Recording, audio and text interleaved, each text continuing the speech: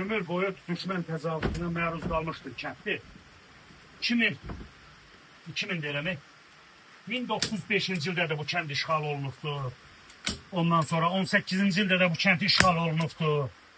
Sonra 92-ci ildə. 92-ci ildə də işğal olundu, düz 2020-yə qədər. 2020-də azad olundu. Ondan da sonra biz elə günümüzü bu kənddə keçiririk.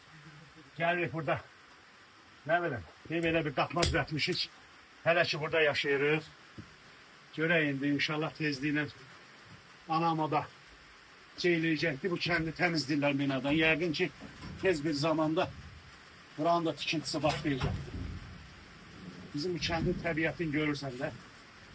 Bizim bu kəndin Qəşər sanatoriyası var idi. 5 mərtəbə binalar tikilmişdi. Tam elə yekunlaşmaq üzrə olanda işğal olundu. 2017-yə qədər də o bina dururdu. 2017-də kafirlər onu təzdən sökdülər, yerlə bir elədilər. Bax, bu həyətlər yoxdur, qapıların hamısında ağac elə idi ki, 25-30 metr hündürlüyündə meyvə ağaçları hamısı. Çoxu uşağın hamısını çıxardıb, dibindən çıxardıblar, kötüyündən çıxardıblar. Bir dənə daş üstündə qoymurlar. Bax, burada göz işlədiksən hamısı evlər idi. Bir dənə bax, o tərəfdə görürsən, köhnə evlər qalıbdır. Bir onları dağıtmayıblar, bir məscidə dəyməyiblər. Məscidimiz oradadır. Bir də bax, o tində görürsən 5-6 dənə ev qalıbdır ki, yəni ev qalmayıb, evin divarlarından bir hissəsi qalıbdır. Qalan hamısını dağıdıblar.